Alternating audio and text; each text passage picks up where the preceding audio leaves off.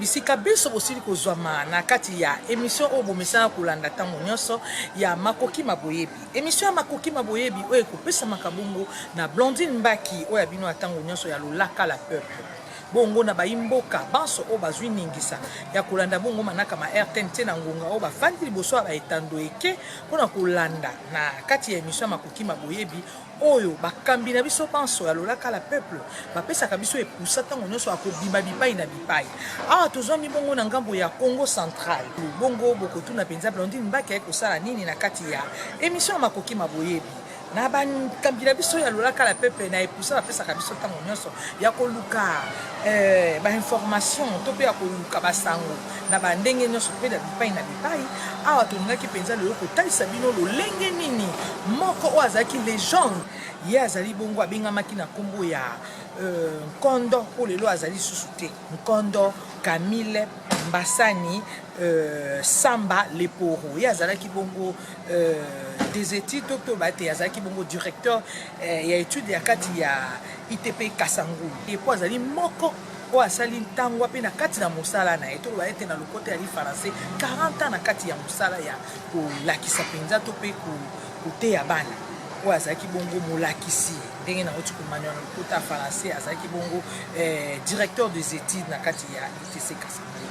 Kasi tuko loba mingi penza te tokolanda nanu mwa moke baimboka to loba ete bana oyo oyo ya boti te kasi bana oyo ya pesi mateya oyo ya encadré na côté ya différence ndenge ba manuel na boke nyonso to na kubungisa ndenge to sila kubungisa epo na kusala mosala penza kozwa 40 ans na kati ya mosala ezali lipa na nguba te bongo mingi ya kolobisa te tokopesa penza maloba epa ya bana mboka oyo balekana ke pai na ye na kati ya ITP Kasangu na swaka penza ba étude na bango nde batangaka nde babikelaka ngai pe nazali moko oyo nalekanaka na kati ya Kasangu na plateau ya Kasangu kasi na lycée technique de Kasangu mingi ya kolobisa te na kopesa penza maloba epa ya baimboka to pe bana oyo bazalaki bongo kobikela esika moko na mwana na Nkondo oyo tolingi lelo Camille Mbasani po atikaki biso.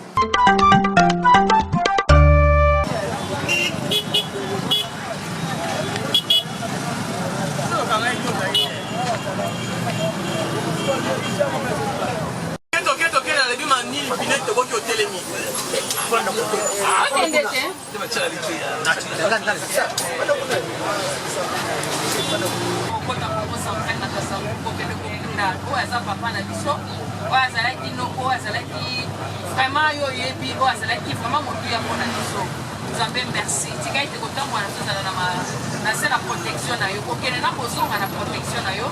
Na kombo na Yesu masi atobondele to amen. Amen.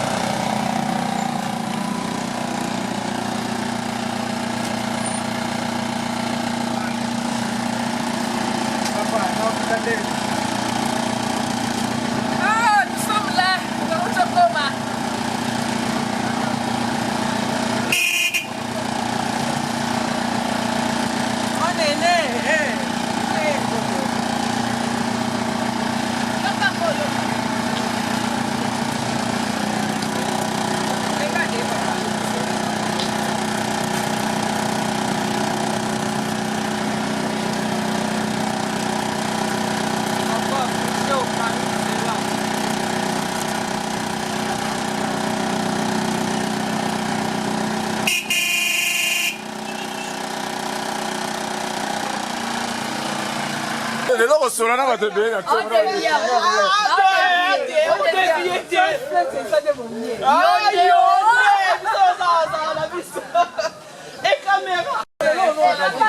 Nasoya. C'est pas pareil. C'est pas pareil. Yakawa. C'est là, Babenga. Oh.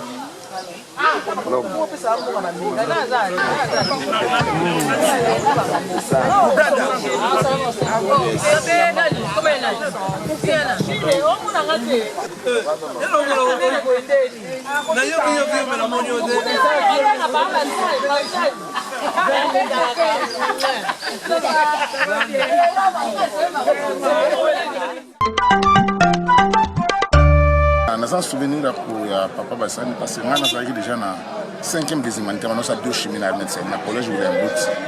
Après kosolana papa na ngai mpona koyebisa ete mwana na yo aza na don ya mécanique parce que na ntango wana age ya 15 ans na bana kokoma ja voiture abise mieux orienté na technique to tigre na biochimie et esalaki eno ngana leo okende cycle court te non bafongo cycle long déjà ne prochaine obanda bakoko ya na ye po babanda cycle long et anourri nga na espoir na kobanda mbala moko na 3e na 4e parce que nauti na 5e nazonga na 4e nakomi na ite pas inscrit nga na 3e il fallait reprendre 2 ans na perdre 2 ans c'était pas facile na reprendre 2 ans et effectivement ça y a raison et mécanique na kotaki epesinga chance ntango na kei na 98 j'ai eu la chance d'Abralima avec M. Paul d'ailleurs devenir comme fournisseur d'Abralima et de là on a eu comme distributeur de produits c'est un comme très célèbre et puis on a eu comme pendant 2006 j'étais premier élu en 2011 j'ai été élu donc dans la 3e élection c'est parce que là a une vision sur le et on a évolué très bien dans la mécanique générale par rapport à la biochimie parce que vous avez pris moi compris. Voilà, témoignage, c'est pourquoi au monde de s'investir dans le banalité pour reconnaître il y a des papas à Bissau, il y avait pas bien sur le vent, donc au col, il y a ma beaucoup naé, dans la lélo, bon, on peut s'en connaître sur ça, je suis pour accompagner Angela naé, donc en tout cas, ça laisse un tout le monde tout ça qui lutte, il n'y a pas l'amitié vraiment. Donc, cadre Bissau, la vie à foi, il y a Maëlo, tout ça, dans les lots, donc en tout cas, ça lui fait mal bien. Et on a mon émission surtout pour que Nazana Mawamingi, vraiment Kobumisa, papa na biso, ce qui ngana bana obenge papa, Bassani le poro. Donc une partie a vu nanga na lexia on a maboko na ye. Vraiment il nous a beaucoup appris. Donc la discipline surtout zokola nango lelo tozo uta bo mwana. Parce qu'il y a un monsieur correct. Bana kolinga ba paresseux. En tout cas il y a bana kolinga ba o bazai ko travailler. Toza kinaye, misana kinaye. Na prendre mingi lelo nazana mawana motema nazole la disparition brutale na ye to zana choité to komisi nzambe yenda pesaka yenda zwi donc ye kokabola mawa na biso bana ya ITP zayana lycée na famille biologique na ye biso nyonso tozobongama tokende na morgue pour te rendre ba dernier hommage na papa peut-être no tika ye na dernière demeure na ye isika libota bondisi. Vraiment nazana mingi mais ngonga eza muke na yekoli mingi na sima ya papa wana na yekoli mingi omoninga lelo na telemi ni tete befort na ba parents na biso batikara biso tant molai to sala ba une année na internat donc c'est lui donc l'éducation mingi toujours yango vraiment epanaye azaki vraiment papa donc paix à son âme.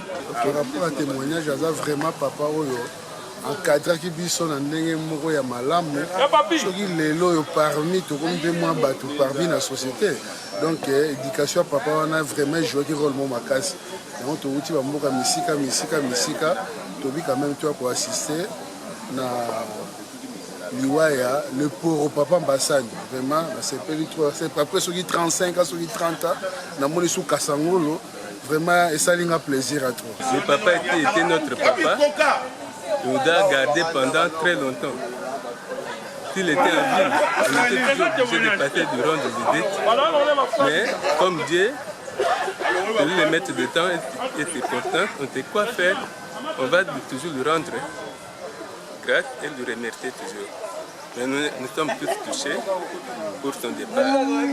Mais ça ne nous a pas laissé indifférents. nous sommes toujours unis pour ces obstacles et nous demeurons toujours par l'unité et nous demandons aussi d'autres anciens de Kadangoulou qui étaient loin de nous de venir nous rejoindre. Lelo toyaki kolela Papa Bassani Samba dit le Poro oyo azalaki directeur des études puis directeur des disciplines na biso na institut technique de Kasangulu abengi ITP Kasangulu.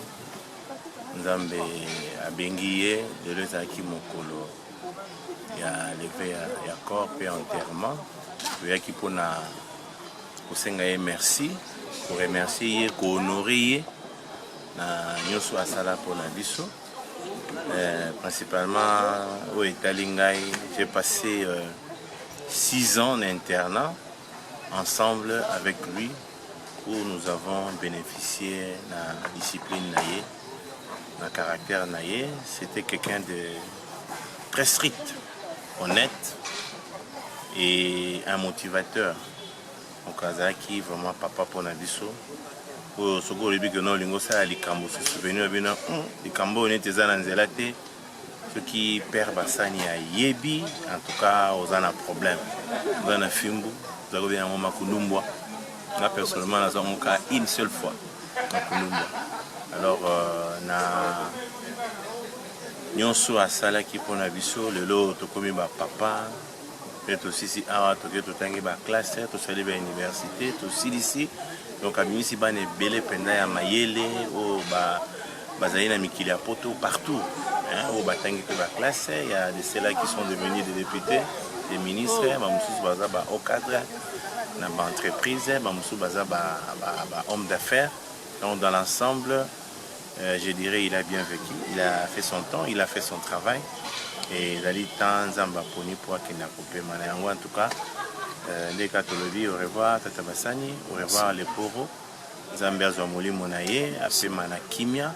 Bon, moi personnellement, je suis choqué non seulement par la mort ya papa oyo yango ni bitoyeli awa mais naza susu na makambo mo mususu oyo esalinga le fait omona bato nyonso boye le fait ya se retrouver awa journal lelo oyo eza dernière journée ya recueillement oyo toyaki mpona lever pe enterrement ya lever ya corps pe enterrement ya papa Bassani dit les Poro oyo azalaki directeur des études et puis directeur des disciplines en même temps tant biso toye l'internat le papa azalaki na célébrité moko osakana te déjà départ film qui n'a pas de discipline, ça nous a permis cette façon de faire et permettre de sur l'élo tous à la peut-être autres alliés.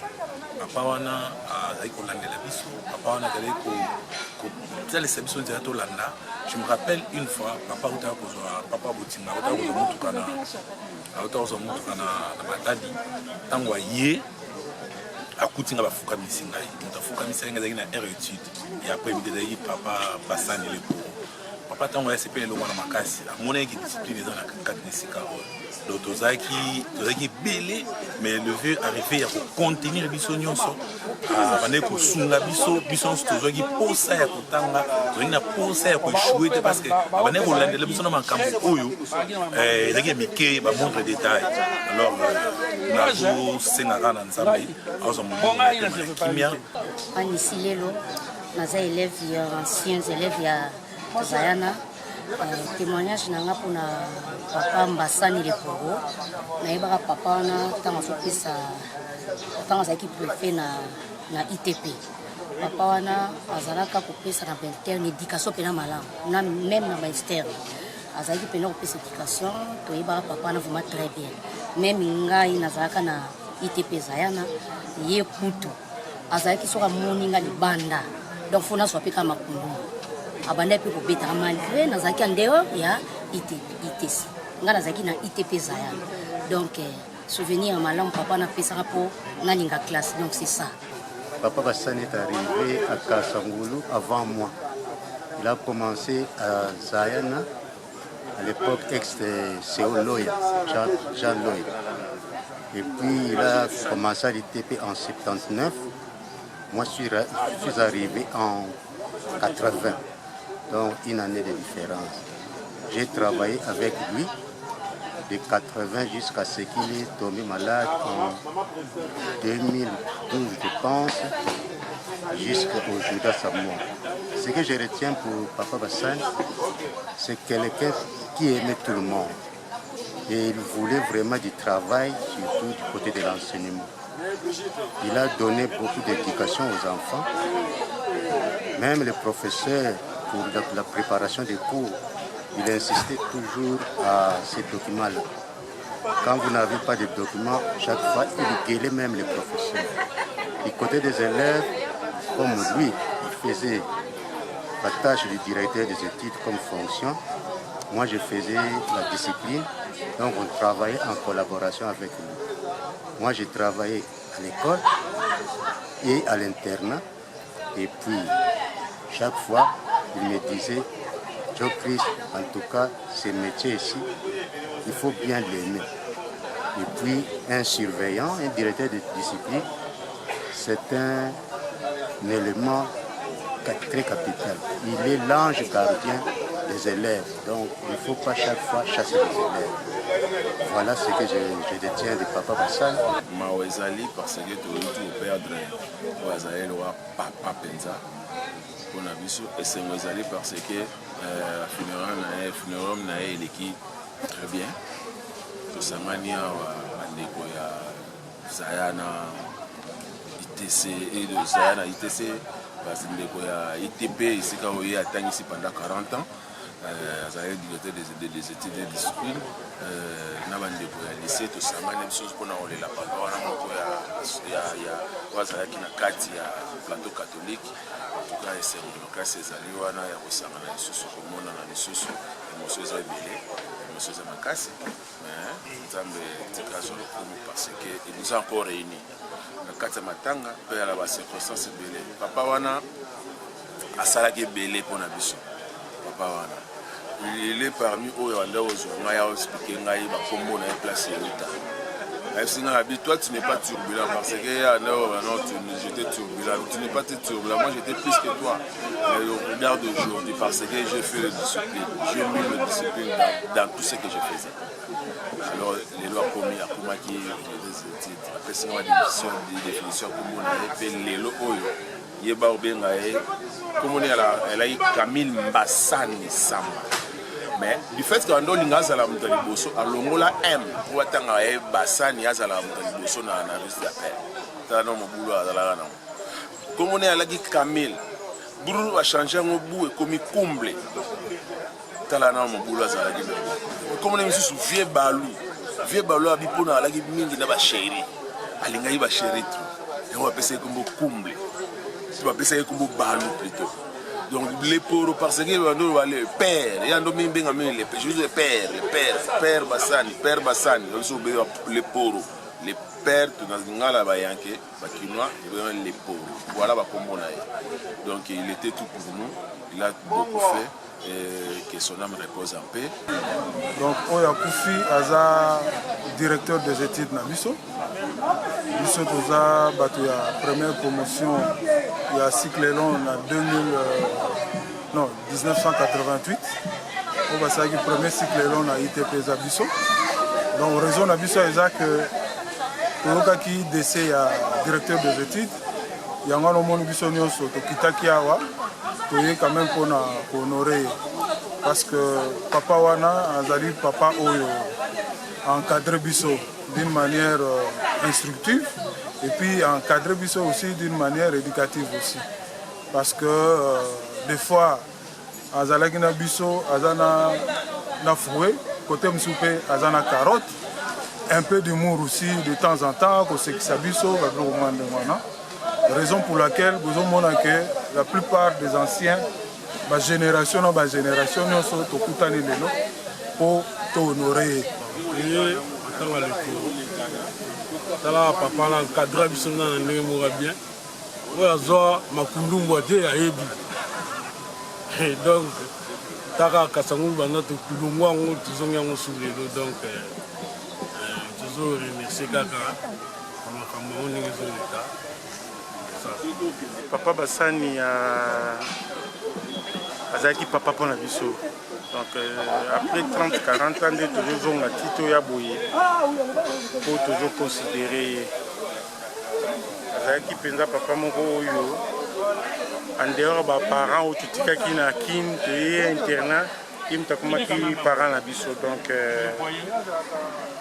asali mingi mpona biso lelo tokomi ya bandeko ya pembe ero toyeba amitié azotinda okende classe soki oke classe te tout ça et puis azali na système akolandela o mpenza et puis aosala na bacritique omela diki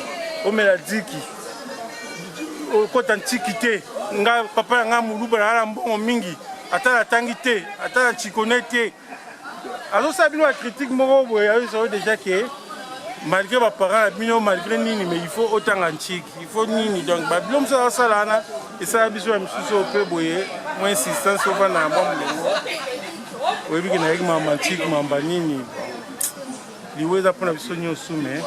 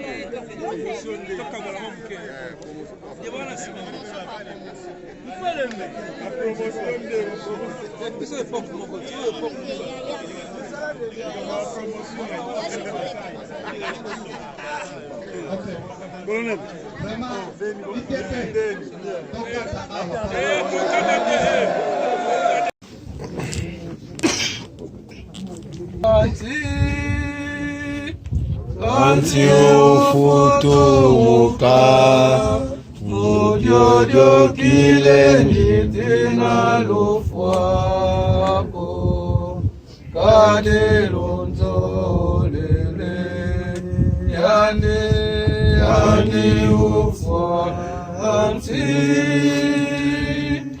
Antiofutomuka Mudiodio kile nitina lofwapo Kanelunzo Domilengele malamu Mzambi toyebi mokolote Toyebi pembongate Domilengele malamu Toyebi mokolote Tukana mbote tsuka kupangi to tatambasani kamile yelu switi kivuve yelu tondo tuntambi kana moko matata nzambi tukala iminu ndesa tumongana kwetu tiaka kilumuti mosi Kristu ngulusietu busaka dulwaki sabeto kuluku nkembo lemba nsuka tudingalala itu yindimina fiodu luzingu lekin twadi tutuzingiri kumosi mpangi eto tutalake tunaneka kesi mundamili beto yiketi bweka kadiri ya meso matata nzambi na sepeli kosale Simona mipesi Mobi sukamata motema nanga nyonso mpona yo atelaka ngai na mabe na ngolu na ngolo esukamata motema nanga nyonso mpona yo mbote tukutambikiri bungangi mphange tofutukisi kunjo ako ungana emfumu mvunda ilemo nsuka petukulo basingila kimakulu mungemba munambela ngeye Kristu nguliseto kantambula kumose babonzo babangitidi kakabana bungangi nkembo banduku baku kamana kile kampolo akuye kafati ese kyako unsibula kile kisiru mambo tumana magasari da ntoto tateto Sinagabu Santisu, Nifunga Kisa, Luzola Ruvama, Utuana, Utuala Sukimeto, also Tuala,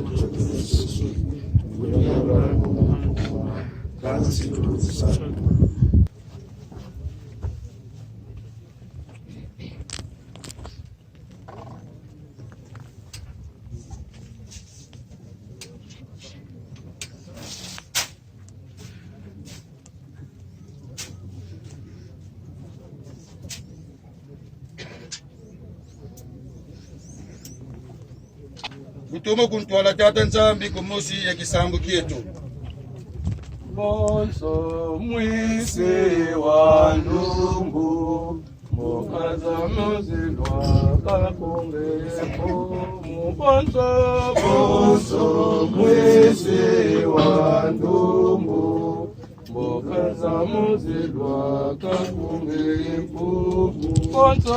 Bonso mwisi wa ndumbu,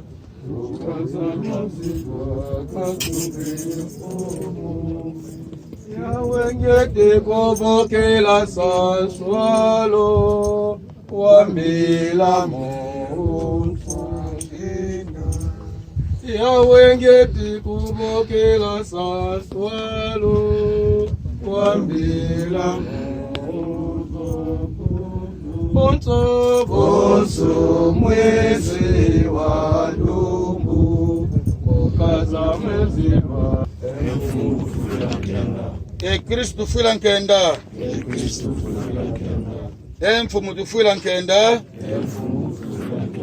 Mfumu kakala yobeno Tusamba Tata nsamu mbote Kana moko maututuri moyo mpangi yetu tata mbasani samba Kamile Tune kuvuvunde babana Tusengu mwana ngole kikese mwana ngoo bieto mikinduku Yemiluku yike luteye kuna kilumbu Kisa tufuka sajage mpangi yetu kumbalangeye amen Amen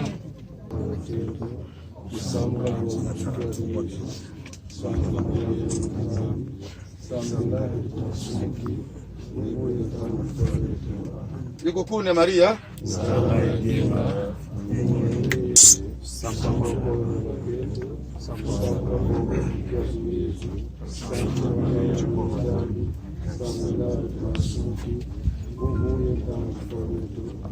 Yukukune Maria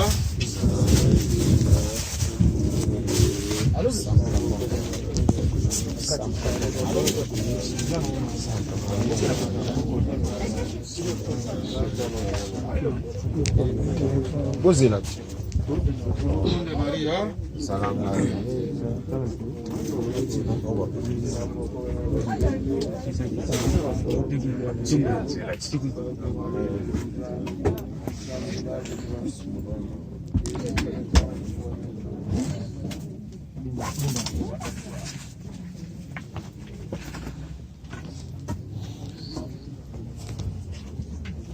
Mfumu wetu Yesu Kristo samanande Mwanangina lufutumuko ya luzingu Yukwike mwanamono kani kaka fwako kimakulu tusambela mfumu udambile mpangi yetu mfumu yeso ngeye udila nduka kula sari ufwa kunguna mansanga meto tukulomba utuwila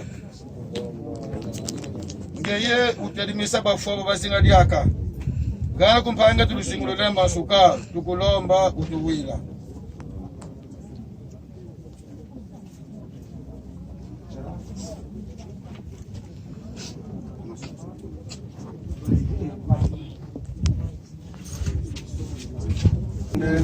Kana wandombe konde kiwe tifingila mulosa mambi mabu nani lenda sumba lufwa kafundira mwanangemba amen kafundira mwanangemba amen kafundira mwanangemba amen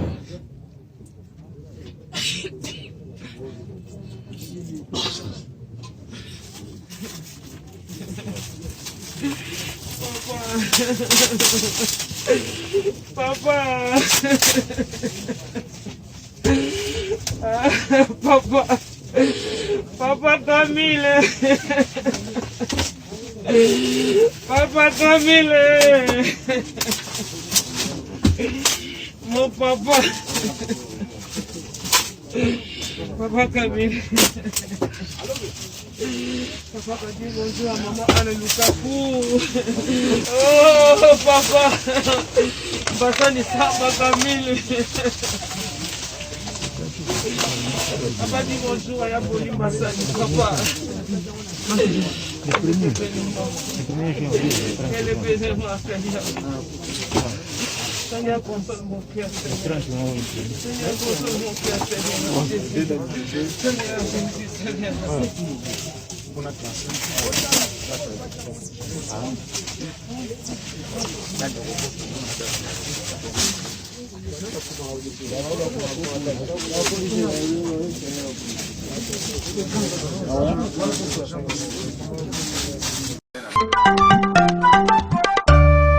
solo penza baimboka topesi bino matondo mingi balobaka moto soka akufi nde bayebaka misala na ye mingi ya koloba ezali te ezali esengo mingi mpo matatoli ya modele oyo ya lolenge oyo ekozala malamu mingi kolakisa mpe na baimboka oyo bazali nano na kati ya mboka na biso to mpe bazali na bomoi oyo bakosala mosala ya koteya bana oyo babengi na kati ya éducation mingi ya koloba ezali te boyoki mpenza ndenge bana batatoli lelo so bakomi bato lelo so bakomi na bisika moko songolo pakala pamba te bango banandaki mateya ya kondo oyo tobengi kondo basani oyo azalaki lelo tokoki kobenga ye ikondo tobenga ye nani mpo azali mpenza oyo tokoki kolanda mpenza na nsima na lolenge oyo akambaki bana mingi ya koloba ezali te bouti koyoka bahonorable baleki bouti koyoka bana mboka ya ndenge na ndenge mpe esukaki na te na bato mosusu bauti libanda mboka toloba ete molongo mobimba misusu bafuti mpo biye na bango mpoka baya mpo bakopesa